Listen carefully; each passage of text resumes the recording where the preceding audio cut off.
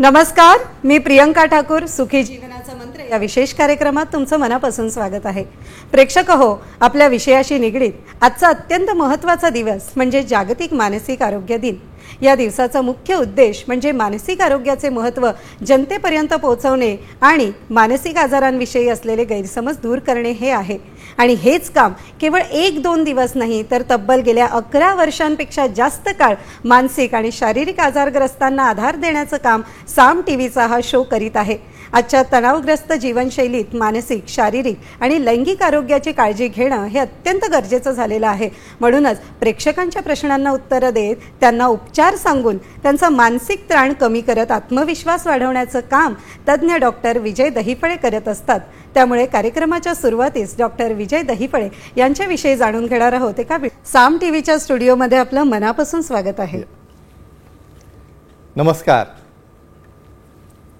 कार्यक्रमाला सुरुवात करणार आहोत, मात्र त्यापूर्वी एक महत्त्वाचा प्रसंग जाणून घेऊयात.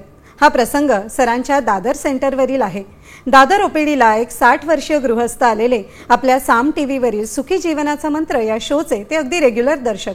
विशेष म्हणजे त्यांच्या पत्नी हा शो न चुकता अगदी आवर्जून पाहतात. अशातच त्यांच्या पतीला लैंगिक समस्या आली आणि त्या पतीला म्हणाल्या, आपल्या दहिफळे सरांकडे तुम्ही ताबडतोब जा आणि बघा, तुमच्या सर्व लैंगिक समस्या दूर होतील. तुम्ही पाहताना सर्व वयोगटातील लोक सरांना लैंगिक समस्या विचारतात आणि सर कसे अगदी त्याचे समाधान करतात हे तुम्ही नेहमीच पाहता. तुम्ही विनाकारण अगदी लाजून घरी बसू नका. सरांना बिनधास्त जाऊन भेटा. गरज पडल्यास फोनवर बोलण्यासाठी मला यासाठी आमंत्रित करा, मी सरांशी बोलेन. हे ऐकून सरांना फार बरे वाटले, कारण आपला शो महिलांनी देखील पाहून या लैंगिक समस्या सोडवण्यासाठी पुढाकार घेतला पाहिजे. कारण लैंगिक क्रिया ही दोघांच्या आनंदासाठी असते, म्हणून तर त्याला संभोग असे म्हणतात.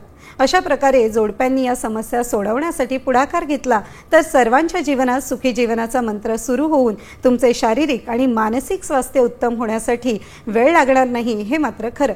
सरांनी गृहस्थांना समस्या विचारली.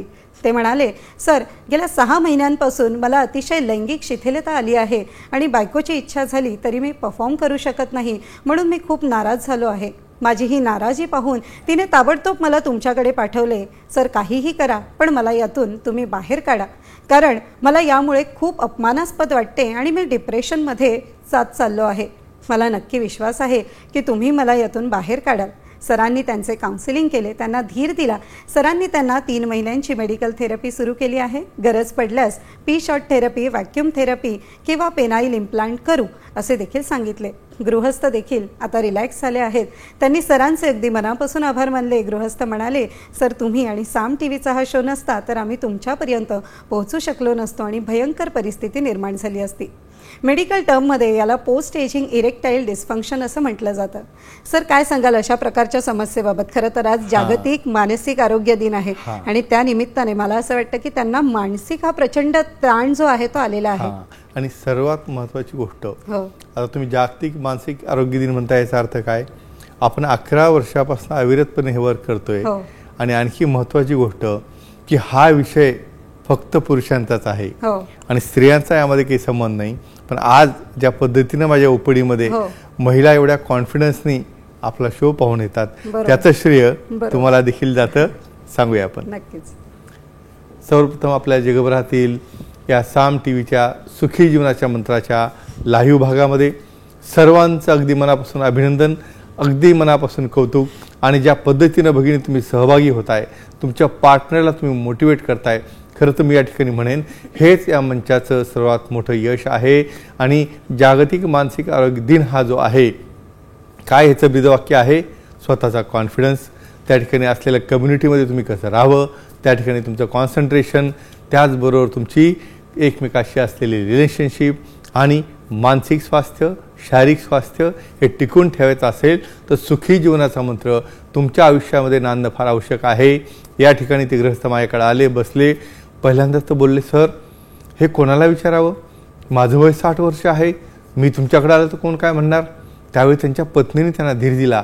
हे या ठिकाणी मला नमूद करायचं आहे की या ठिकाणी तुमचा पार्टनर तुमच्यासोबत सपोर्टिंग असेल आणि त्यांनी सपोर्टिंग राहायला पाहिजे. ते कॉन्फिडेंटली माझ्याकडे आले, त्यांनी प्रेझेंट केलं. त्यांचं वय वाढल्यामुळं जे चेंजेस जातात, जे टेस्टोस्टेरॉन कमी होतं, ज्या बॉडीमध्ये बदल होतात ते त्यांनी ॲक्सेप्ट करायला पाहिजे.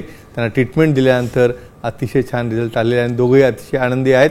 आणि विशेष म्हणजे त्यांच्या पत्नींनी स्वतःहून फोन करून धन्यवाद देखील दिलेले आहेत. आणि अशाच पद्धतीने सर्वजण वाट पाहत आहेत. त्यामुळे बाकी तुम्ही सांगू शकता आपल्या. नक्कीच, म्हणूनच आपण नेहमीच त्यांना आवाहन करत असतो की आपण आपल्या डॉक्टरांना प्रश्न जे आहेत ते विचारू शकता. नक्कीच. सुखी जीवनाचा मंत्र या कार्यक्रमात तुम्ही देखील सहभागी होऊ शकता आणि सरांना थेट प्रश्न विचारू शकता. मात्र त्यासाठी आमचा स्टुडिओ क्रमांक लिहून घ्या 0224106110. सर, आपल्याला फोन यायला सुरुवात झालेली आहे. मुंबईहून अनन्याजी आपल्याशी जोडल्या गेलेल्या आहेत. नक्कीच. नमस्कार, विचारा आपला प्रश्न. नमस्ते सर. नमस्ते जी, बोला. आनंदी आणि हेल्दी रिलेशन साठी बोला बोला केलं पाहिजे का याबद्दल सांगा सर. म्हणजे आनंदी आणि हेल्दी रिलेशनशिप पुढे काय विचारलं? कितीदा सेक्स केला पाहिजे याबद्दल सांगा सर. म्हणजे आठवड्यातनं कितीदा समागम झालं पाहिजे, बरोबर आहे? हो सर.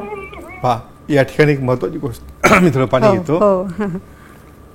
हे खरं तर हा त्यांनी जो विचारलेला प्रश्न आहे हा खरं तर अतिशय कॉमन आणि आपल्या विषयाशी निगडीतच आहे. महत्वाचं म्हणजे खूप जणांना काय वाटतं, ही क्रिया कितीदा करायला पाहिजे, त्याचं क्वांटिटी काउंटिंग असतं का? बरोबर. असं अजिबात नसतं. सांगूया आपण. नक्कीच. मित्रांनो, आता जसं आपण सुरुवातीला प्रस्तावनेमध्ये पाहिलं की संभोग काय अर्थ आहे त्याचा? सम आणि भोग म्हणजे दोघांनाही इक्वली आनंद मिळणं अतिशय आवश्यक असतं. समजा त्या ठिकाणी आनंद मिळताना आपण आनंद किलोमध्ये मोजतो का हो, किती किलो आनंद मिळाला, किती छान वाटलं, नाही. तरी देखील तुमच्या पार्टनरची संमती असेल तर त्या ठिकाणी आठवड्यातनं कमीत कमी 2 वेळा आपलं समागम होणं आवश्यक असतं. पण या 2 वेळामध्ये देखील सर्वात महत्त्वाची गोष्ट सांगतो, आपला पार्टनर देखील तेवढाच त्या ठिकाणी इन्व्हॉल्व पाहिजे, आनंदी पाहिजे, दोघांचा रिस्पॉन्स चांगला पाहिजे, इन्व्हॉल्वमेंट चांगली पाहिजे. याचाच अर्थ मानसिक स्वास्थ्य दोघांचं मेंटेन राहू शकतं. नक्कीच नक्कीच. खरं तर हा अत्यंत महत्त्वाचा विषय आहे आणि आजचा विषय मला असं वाटतं या सगळ्या गोष्टींचा आशय आणि हा अतिशय काय म्हणतो आपण कॉमन आणि अगदी सहज विचारला जाणारा प्रश्न आहे. आणि महत्त्वाचा भाग, मग तुम्ही मानसिक स्वास्थ्य कसं मेंटेन करायचं हा पुढचा प्रश्न येतो ना. मग तुम्ही काय असं त्या ठिकाणी एन्जॉयमेंट म्हणजे काय? आणि बऱ्याचदा आपण ऐकतो डिप्रेशन येतं, नैराश्य येतं. तर हे डिप्रेशन तुम्हाला काय येतं, हे कसं थांबवायला पाहिजे, कशी ऍक्टिव्हिटी कामाला येते तेही सांगूया आपण. नक्कीच. मित्रांनो, हे का आनंदी राहण्यासाठी तुम्हाला तुमचे हार्मोन्स तुम्हाला आनंदी ठेवतात. तुमच्या ऍक्टिव्हिटीमुळे, तुमच्या जवळीक येण्यामुळे हे लव मॉलिक्युल्स, इथेलामाइन आहे, त्या ठिकाणी ऑक्सिटोसिन आहे, डोपॅमिन आहे, हे ऍक्टिव्ह होतात आणि अर्थातच दोन्ही पार्टनर त्या ठिकाणी आनंदी होतात आणि त्यांचं डिप्रेशन कमी व्हायला मदत होते. नक्कीच नक्कीच. सर, पुण्याहून नेहाजी आपल्याशी जोडल्या गेलेल्या आहेत. नक्कीच. नमस्कार, विचारा आपला प्रश्न. सर नमस्कार. नमस्कार जी, बोला. सर, मला हे विचारायचं आहे की पती पत्नी मधील नातेसंबंध जर चांगले ठेवायचे असतील तर त्यासाठी सेक्सचं किती महत्व आहे त्याबद्दल सांगा सर. म्हणजे परत आमच्या जागतिक आरोग्य दिनाचं जे महत्त्व आहे त्याला तुम्ही अनुसरून आनंदी जीवन जगण्यासाठी, मानसिक स्वास्थ्यासाठी जोडप्यांमध्ये तुमचं ॲक्टिव्हिटी किती महत्त्वाची असते, बरोबर आहे? हा प्रश्न आहे. हो हो. खूप सुंदर प्रश्न आणि अगदी तुमचं मनापासून धन्यवाद. का? कारण आमच्या लाखो भगिनींना हा प्रश्न विचारायचा असतो. मी वाटतं आजच्या ह्या आरोग्य दिनानिमित्त जे मानसिक आरोग्याला म्हणतात ते त्याला अनुसरून प्रश्न विचारतात. सध्याच्या काळामध्ये लग्न होणं आणि झालेली लग्न टिकवून ठेवणं ही सर्वात मोठी समस्या आहे. सांगूया आपण. माझ्याकडे माझ्या ओपीडीमध्ये समजा 30% कपल जर पाहिली तर त्या ठिकाणी त्यांची एकमेव कंप्लेंट असते की सर, या ठिकाणी माझ्या पार्टनरला त्यामध्ये इंटरेस्ट नाही. समोरचा पार्टनर काय म्हणतो की माझ्या पार्टनरला माझी काळजी नाही. अशा गोष्टी का घडतात? तर या ठिकाणी तुम्हाला सांगतो, जे तुमचे हार्मोन्स आहेत, जे तुमचे अँड्रोजन्स आहेत, फिमेल्समध्ये इस्ट्रोजन आहेत, हे हार्मोन ॲक्टिवेट होण्यासाठी तुम्हाला निसर्गाने एक हे गिफ्ट दिलेलं आहे ज्याला रिच्युअल म्हणायला हरकत नाही. पण काही कारणामुळं तुम्ही त्याला वेगवेगळे अर्थ लावून त्याचा अर्थ वेगवेगळा घेतल्यामुळं बऱ्याचदा असं झालेलं आहे की त्या ठिकाणी अनबन होते. त्या ठिकाणी ही एक फिजिकल क्रिया म्हणून समजली जाते, त्यामध्ये मानसिक इन्व्हॉल्वमेंट नसते. जोपर्यंत दोघांची मानसिक इन्व्हॉल्वमेंट होत नाही तोपर्यंत त्या ठिकाणी तुम्ही दोघंही एकशी समरस होऊ शकत नाही. म्हणून एका वाक्यात सांगतो की सेक्शुअल लाईफ एकमेकाच्या संमतीने जे केलं जातं त्यामुळे तुमच्या जीवनामध्ये नक्कीच हार्मोन्समध्ये बदल होऊन एन्डॉर्फिन्स तयार होऊन टेस्टोस्टेरॉन तयार होऊन लव मॉलिक्यूल तयार होऊन तुमचं जीवन आनंदी होण्यास नक्कीच मदत होते. मला वाटतं उत्तर मिळालं असेल ना. नक्कीच नक्कीच. म्हणजे महत्त्व ह्याचं काय आहे तुमच्या समागमाचं, तुमच्या ऍक्टिव्हिटीचं आणि तुमच्या जवळीक असण्याचं आणि कन्सेंट असतानाही याचं महत्त्व आहे. नक्कीच. अतिशय छान माहिती होती डॉक्टर. नांदेडहून राहुलजी आपल्याशी जोडले गेलेले आहेत. घेऊया. नमस्कार, विचारा आपला प्रश्न. नमस्कार सर. नमस्कार जी, बोला. सर हे हस्तमैथून केलेले आहे सर. हां, हस्तमैथून केलेलं आहे म्हटलं सर, येत नाही सर, काहीच नाही. बरं, मला एक सांगा, तुमचं वय किती आहे? वय सर 28 आहे आणि लग्न झालेलं नाही सर आणि सेक्स करू शकत नाही सर, काहीच नाही. म्हणजे हस्तमैथून झाल्यामुळे तुम्हाला अतिशय कमजोरी आली, बरोबर आहे? हां सर, वायग्रा गोळी टॅबलेट घेतल्यानंतर करू शकतो सर सेक्स. बरं, तुमचं काय लग्न झालेलं आहे का? नाही सर. बरं, ठीक, काही हरकत नाही. तुम्हाला सांगूया की हस्तमैथूनमुळे तुम्हाला कमजोरी आलेली आहे, तर काय करायला पाहिजे, बरोबर आहे? हो सर. चला, नक्कीच सांगूया तुम्हाला. हा अतिशय यंग वयामध्ये किंवा वयात येताना जी सवय लागलेली असते, ज्याला बऱ्याचदा मी असं सांगतो की नॉलेज नसल्यामुळं, माहिती नसल्यामुळं त्या ठिकाणी काही रॉंग सवयी म्हणतात किंवा मला असलेल्या वाईट सवयी म्हटल्या जातात. पण ॲक्च्युअली ही काय आहे सांगूया आपण. मित्रांनो, एक गोष्ट सांगा तुम्ही मला, निसर्गाने जी गोष्ट दिलेली आहे, जो रिफ्लेक्स आहे, तो तुम्ही वाईट म्हणू शकता का? आतिथ्याचं माती हा माझा वर्ड नेहमीचा ठरलेला आहे. वयात आल्यानंतर स्वतःची ओळख पटवण्यासाठी जेव्हा समोरचा व्यक्ती आपल्या अवयवामध्ये काही कारणामुळे सेन्सिटिव्ह भागाला त्या ठिकाणी टच केला जातो, हा साहजिक आहे. पण काही जणांना आपल्या मित्रांमुळं किंवा मिसअंडरस्टँडिंगमुळं इतकी सिव्हिअर सवय लागलेली असते, दिवसातून 10-10 वेळा करणे, बरेचदा एका सरफेसवर त्याला रब करणे, बरेचदा त्याला बेंड करणे, यामुळे त्या ठिकाणी मायक्रोफ्रॅक्चर होतात. त्या ठिकाणी बऱ्याचदा त्या आतल्या कार्पोर आहे कोलॅप्स होऊन जातात. बऱ्याचदा ब्रेन जे आहे हे तुमचं त्या हाताच्या टचला लर्न करतं आणि जेव्हा ॲक्च्युअल पार्टनर किंवा मॅरेज तुम्ही करता त्यावेळेस तुम्हाला त्या ठिकाणी रिस्पॉन्स येत असतो. त्यामुळे यातनं हळूहळू तुम्ही बाहेर या, तुमचं कॉन्सन्ट्रेशन दुसऱ्या ॲक्टिव्हिटीमध्ये लावा आणि गरज पडल्यास सेंट्रल ॲक्टिंग मेडिसिन आहेत. फक्त एक मेडिसिन कधीही काम करत नाही मित्रांनो, लक्षात ठेवा. Central acting, hormone simulation, locally acting हे कॉम्बिनेशन असेल तर तुम्हाला रिझल्ट येतो. तुमच्या ब्रेनला हळूहळू डी लर्निंग करून यातनं नक्कीच बाहेर काढता येतं. पण तज्ज्ञांना सेक्सॉलॉजी, युरॉलॉजी अँड भेटल्यानंतरच हे शक्य होतं. मला वाटतं त्यांचं एक प्रेशर म्हणा, टेन्शन म्हणा, हे कमी झालं असेल, कारण गोष्टी लपवल्याने वाढत जातात. म्हणून आपल्या सुखी जीवनाच्या मंत्राच्या पुस्तकामध्ये स्पेशल टॉपिक यावर दिलेला आहे. नक्कीच नक्कीच. डॉक्टर, परभणीहून रोहिणीजी आपल्याशी जोडल्या गेलेल्या आहेत. घेऊया. नमस्कार, विचारा आपला प्रश्न. Hello sir. नमस्कार जी, बोला. सर, सेक्शुअल ऍक्टिव्हिटीमुळे कॅलरीज बर्न होतात का आणि किती, ह्याबद्दल माहिती. अच्छा, म्हणजे ऍक्टिव्हिटीमुळे काही कॅलरीज बर्न होतात का आणि किती बर्न होतात, बरोबर आहे? चला, खूप छान प्रश्न आहे. नक्कीच सांगूया तुम्हाला उत्तर याचं.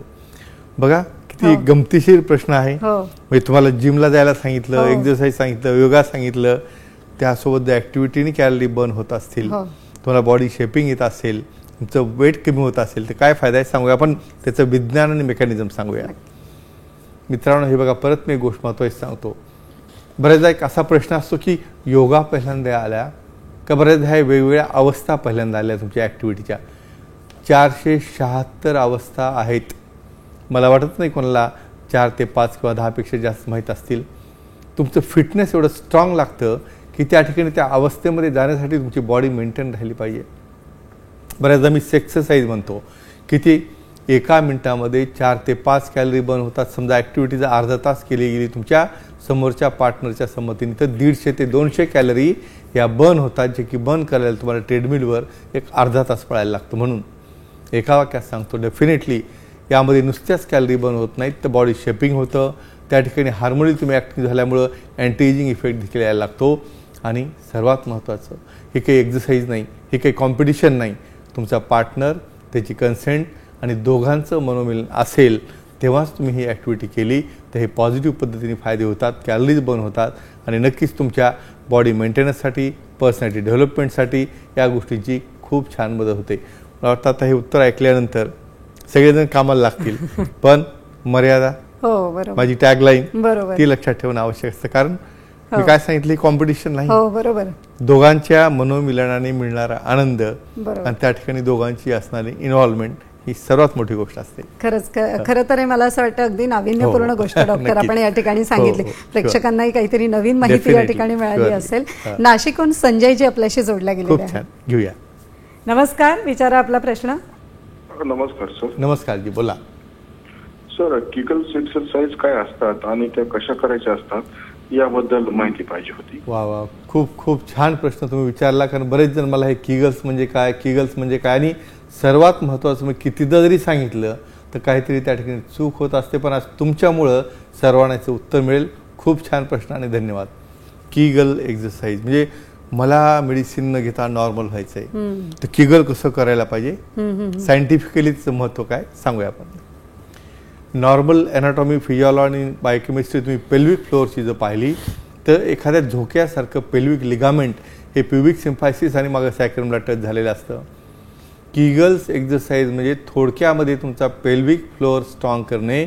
खालची जी जागा असते त्या ठिकाणी युरेथ्रा असते, त्या ठिकाणी योनी असते, त्या ठिकाणी गुदद्वारचा भाग असतो, ह्या एरियाला स्ट्रॉंग करणे. आणि ते करण्यासाठी कशी करायची असते किगल एक्सरसाइज, सर्वात महत्त्वाचं युरिन किंवा ब्लॅडर फुल असताना ही करायची नसते. दुसरं महत्त्वाचं, युरिन करताना ही करायची नसते. जेव्हा तुम्ही ऑफिसमध्ये आहात, बसल्या जागी आहात किंवा झोपलेले आहात त्यावेळेला त्या ठिकाणी तुमचा मूलबंद टाईपमध्ये लघवी थांबवण्याची ॲक्शन लघवी थांबवायची नसते. एक 3 ते 4 सेकंद तुम्हाला होल्ड करायचे. होल्ड केल्यानंतर परत 3 ते 4 सेकंद तुम्हाला हे रिलीज करायचे आणि हे रिलीज करून तुम्हाला 10चा सेट बनवायचा आहे.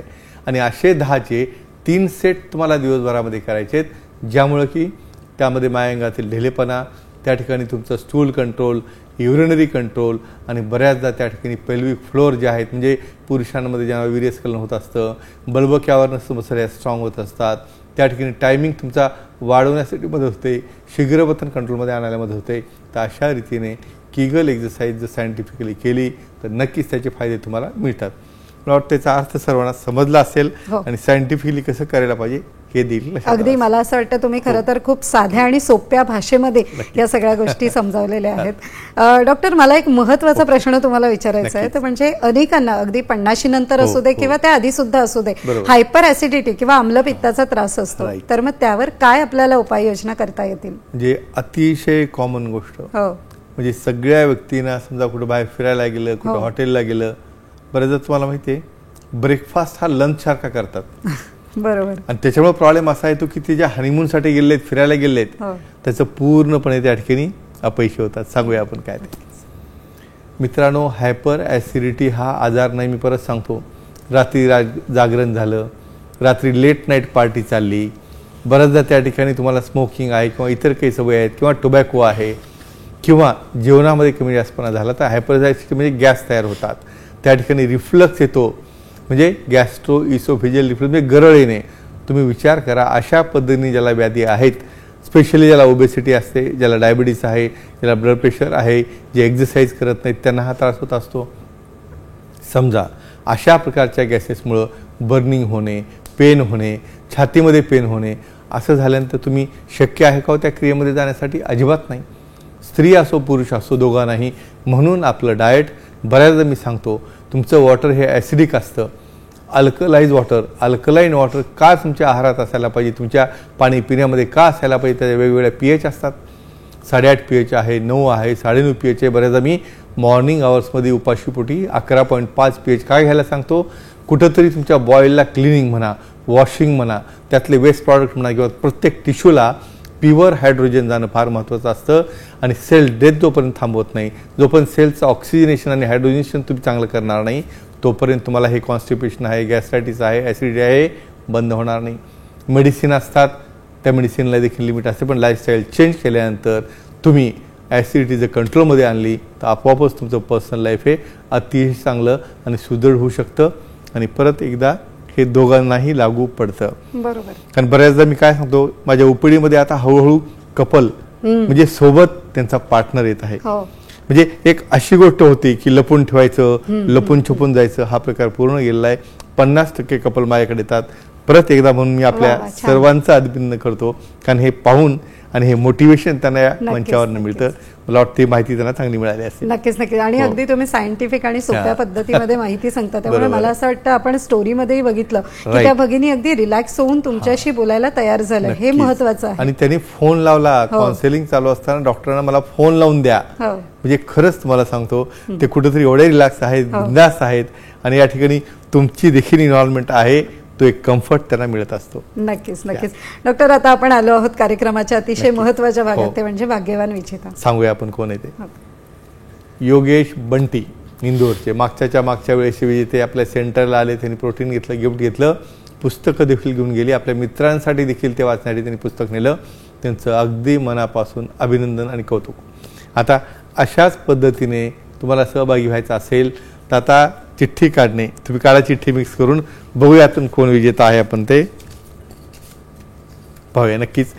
वा, आता आपण गेलो पुण्याला. वा, अतुल दौंडकर यांचं अगदी मनापासून अभिनंदन. कुठल्या प्रश्नाला उत्तर दिलं होतं यांनी? स्वप्नदोष म्हणजे काय, स्वप्नदोषमुळे कमजोरी येत असेल तर त्यावर काय ट्रीटमेंट असते. मित्रांनो, एकच सांगतो परत, त्यांनी अतिशय सुंदर पद्धतीने सांगितलेले, स्वप्नदोष हा आजार नाही, आपण मागच्या वेळेस सांगितलं होतं.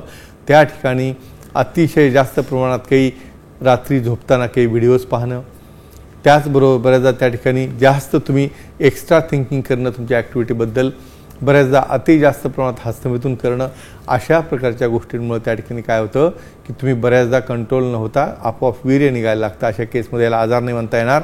हळूहळू एक्सरसाइज करणे, कॉन्सन्ट्रेशन करणे, किंवा फारच गरज पडली तर अतिशय चांगल्या प्रकारच्या ट्रीटमेंट्स आहेत, त्या दिल्यानंतर सेंट्रली ॲक्टिंग आहेत, लोकल ॲक्टिंग आहेत, काही बिहेवियरल थेरपी देऊन आपण त्याला कंट्रोलमध्ये आणू शकतो. अशाच पद्धतीने तुम्हाला देखील सहभागी व्हायचं असेल तर प्रश्न विचारायला लागेल. तर कमजोरी आणि हायपर ॲसिडिटी, परत सांगतो, कमजोरी आणि हायपर ॲसिडिटी असेल तर त्या ठिकाणी ट्रीटमेंट घेताना काय काळजी घ्यायला पाहिजे, या ठिकाणी तुम्हाला उत्तर द्यायचं आहे. त्या गुरुवारपर्यंत डायरेक्ट फोन लावा, टेक्स्ट करा, मेसेज करा, ईमेल करा, किंवा आमच्या टीमला तुम्ही सांगू शकता. मित्रांनो, परत तुम्हाला एकदा जागतिक तुमच्या या मानसिक जे तुमचं आहे दिनासाठी हार्दिक शुभेच्छा.